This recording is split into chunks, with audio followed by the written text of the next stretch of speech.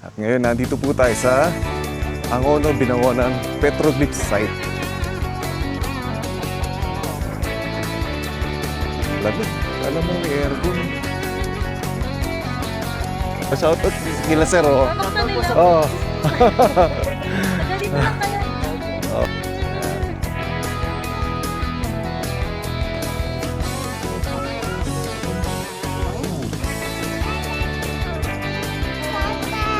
Sige, Jepoy. Yeah, boy! Ang galing talaga ng bebe. Oh, sige na.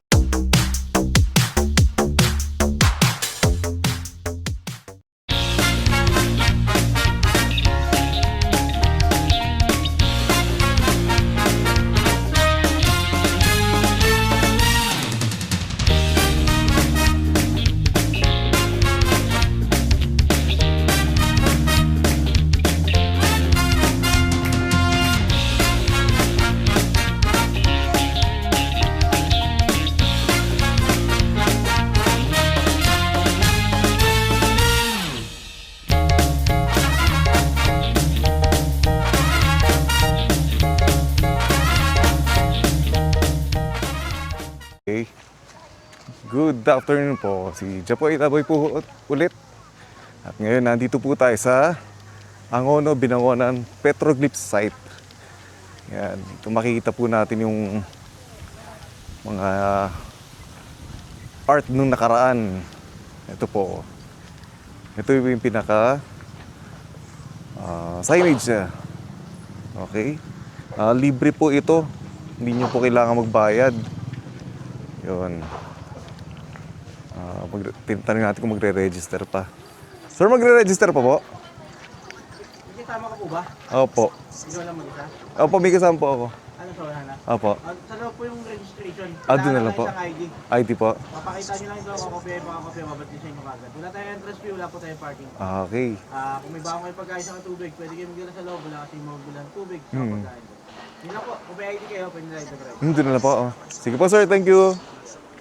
Ayan po. Narinig niyo po, wala pong bayad.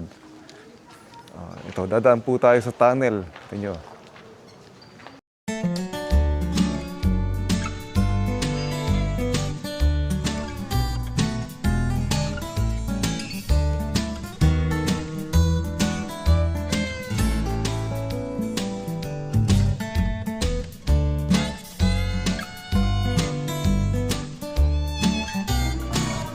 Yun, nakalabas na po tayong tunnel. At nasa gubat na po tayo. Makikita nyo. Nasa gubat tayo. Talagang pare-relax yung utang mo dito.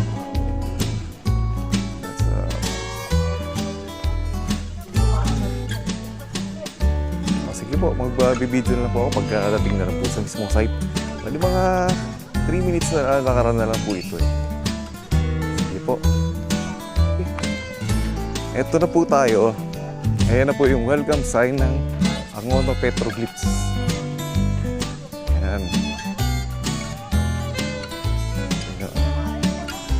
Madali naman yung lakarin dito. Tsaka establish naman yung lalakaran nyo. Kaya pwede sa bata at matanda. May mga bata at matanda kami nakasabay.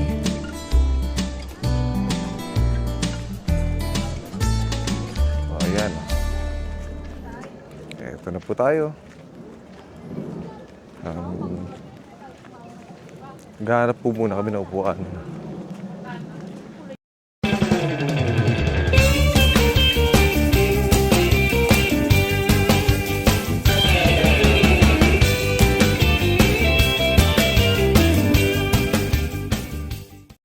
Bago po tayo umakyat, papasukin po natin yung opisina nila para malaman yung mga history nito.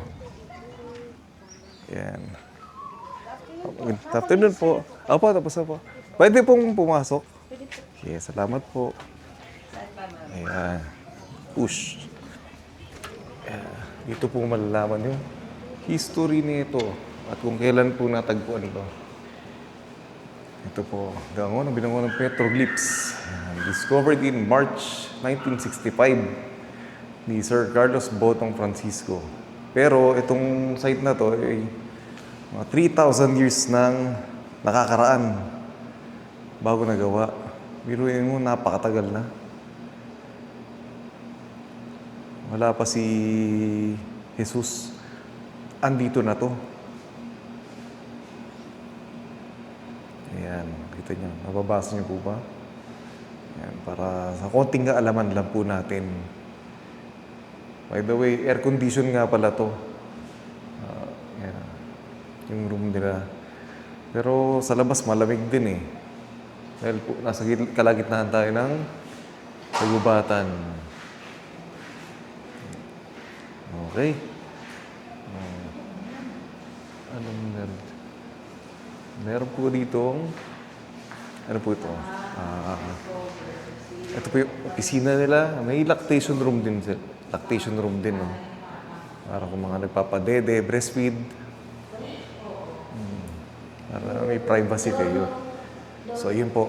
Lalabas na po muna kami.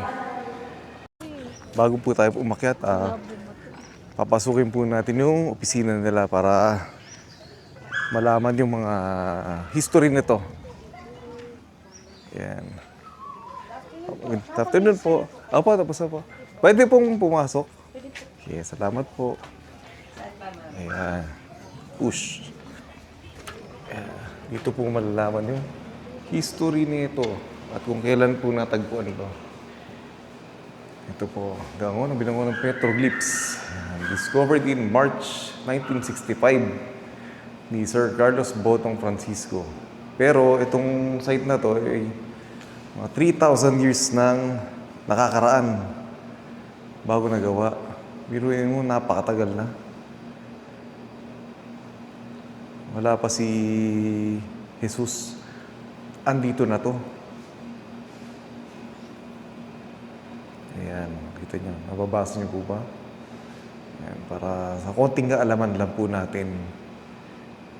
By the way, air condition nga pala to. Ayan, yung room nila. Pero sa labas malamig din eh.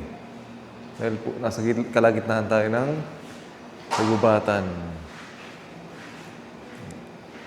Okay. Anong meron? Meron po ditong... Ano po ito? Ito po yung opisina nila. May lactation room din. Lactation room din. No? Para kung mga nagpapadede, breastfeed. Para may privacy kayo. So, yun po. Lalabas na po muna kami. Sisimulan ko na po yung pumasok sa mismong site ng petroglyphs.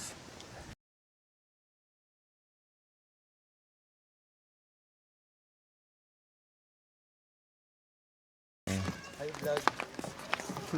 Nagpa-vlog ako ya. Oo, bago lang. Shout out. Shout out po kay sir. 60 yan ya. Oo. Galing ah. Jepoy Laboy. Tignan nga. Jepoy Laboy. Ayan. O sige, PM na lang. FB page. Oo, pero yung mga view ko talaga, mga content ko talaga is sa YouTube. Yung mga pinupuntahan ko. Jepoy Laboy. Ganyan. Tas laboy. Oo. Yan. Yan. Kasi walang signal. Walang signal dito eh. O basta screenshot mo para makita mo. Yeah. Ano, meron din ba kayo? Meron din ba kayong page? Wala, kala ko. Suggest ka bang page siya? Pangalan ng page? Kasi balak namin pangalan page. Tsaka na. Mag-PM na lang tayo. Pakita mo sila. Ayan, nakita naman sila eh. Shout out kila sir. Pakita nila. Oo. Taga dito lang kaya na. Opo. Galing po yung basketball na. Malapit lang. Oo. Basketball po kami. Tapos Oo. Oo, para ma-relax naman kayo. Ang ganda dito. okay. Puno. Malaki sa mga Sa mga... malaki sa korap. Oo, para...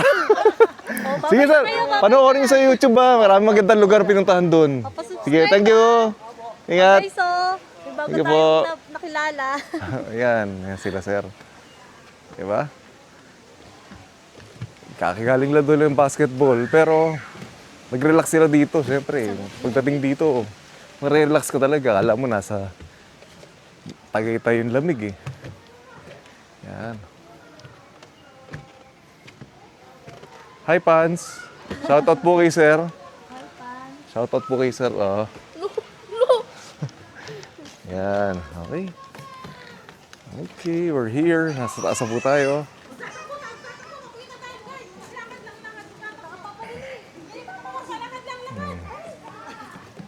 Bebe. Jepoy? Uy, wag. Jepoy. Wow! Galing baby ko. O, game, punta na kay Ate Mikey. Ayan. Siya yung tagapagmana ko ng page ko. Ayan. Let's go, baby. Ayan, mama ka na lang. O, Tep, dito ka. Ayan. Sayang lang dahil may mga nakabandal siya. May mga pasaway din talaga minsan eh. Pero papansin niyo may mga nakaukit siya. Oh. Inukit siya ng mga sinaunang tao. Lamig na kamay mo, baby, ha. Yan, ito may kuweba, ha. Kaso hindi pwedeng pasukin yan. Yan.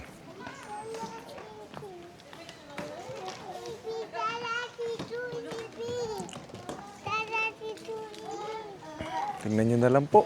At basahin nyo na lang po yung pinakita kong history para malaman nyo yung story na ito. Okay. Halika na. Oh. Oh, bebe, say hi. Hi. Hi. Ikot. Ito si Tablet Boy. Oh, hi. Jepoy! Laboy! Laboy! Ang galing talaga. Sige na, Jepoy. Ang galing talaga ng bebe. Sige na. 5 o'clock na po. So, bababa na po kami. Bye-bye, kuya! Bye-bye, kuya! Sasarado na po kasi 5 o'clock lang sila eh. Yan. Ito po yung sa kabilang side nila. Kung kanina, wooden yung ano. Ay, hindi siya wooden. Bato rin pala. So, dito naman tayo dadaan. Palabas. So, yan. Ito yung may solar sila. Hindi ko alam kung nakaya ng solar yung aircon. Yan. Ayan na po. Andito na po tayo. Halos sa baba. At kasama ko si Alas. Jeboy. Galing ah. So, yun. Bigat-bigat baby. Oh, hindi na. Uwi na tayo. So, ayun po. Nandito na po ako sa baba. Kami uuwi na po. Pupunta po kami sa kabilang site naman po. Kakape, tatambay lang. Overlooking din kasi. Mamaya makikita nyo. Sige po. Sige din po, pauwi na po kami. Guys, remind ko lang po libre lang po ang pagpunta dito kaya wag po tayong magkakalat ng basura. Lalo na sa lamesa, okay? May basura naman po dito. Pero as much as possible, kahit katiting, wag po tayong magkakalat. Okay? Sige, paalam po na.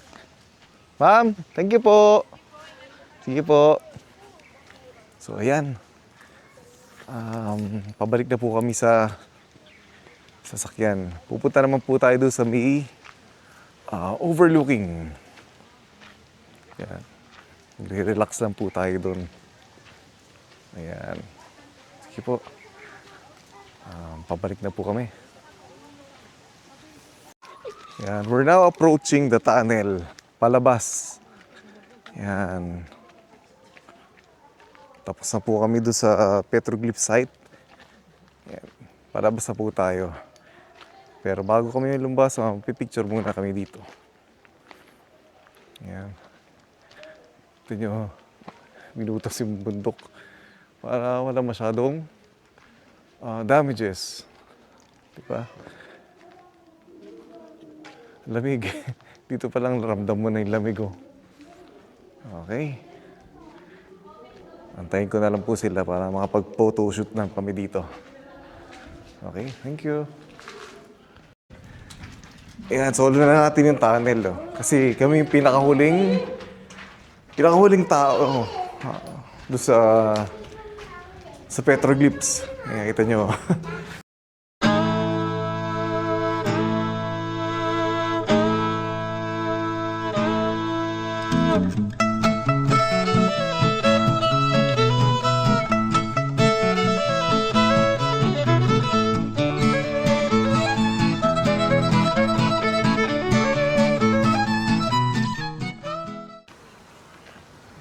Ayan.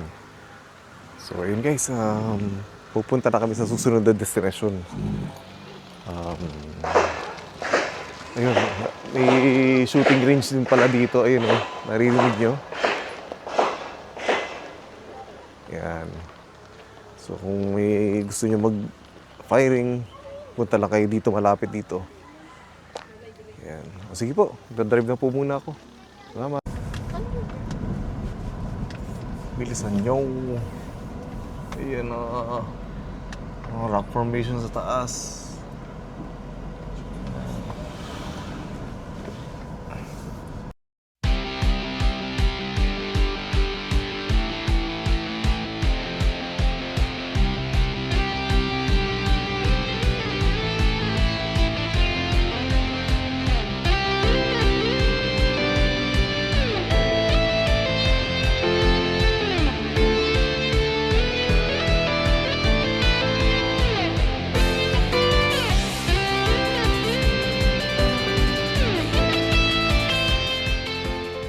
Nandito na po tayo.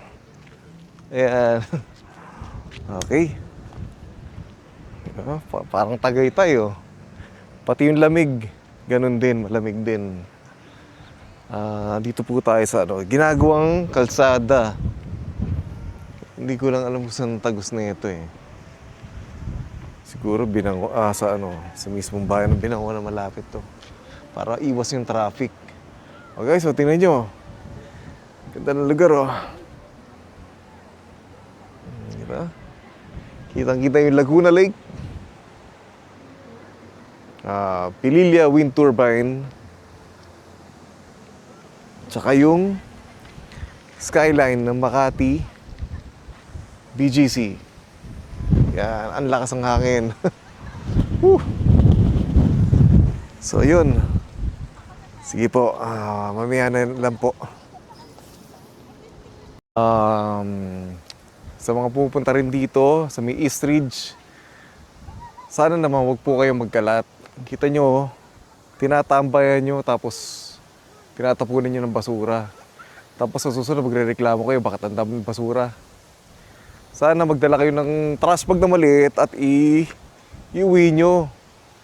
Hindi naman gano'ng kahirap, eh. Ayun yun nun, pupunta kayo dito, napakalinis, di ba? Kasi mahihiya yung mga tao. Hindi yung ganyan. Sana sa susunod, magdala kayo ng maliit na trash bag. Ulitin ko, hindi ganun kahirap magdala. At magtapon ng sariling basura pag uwi. Para sa igagaganda ng lugar. Yun.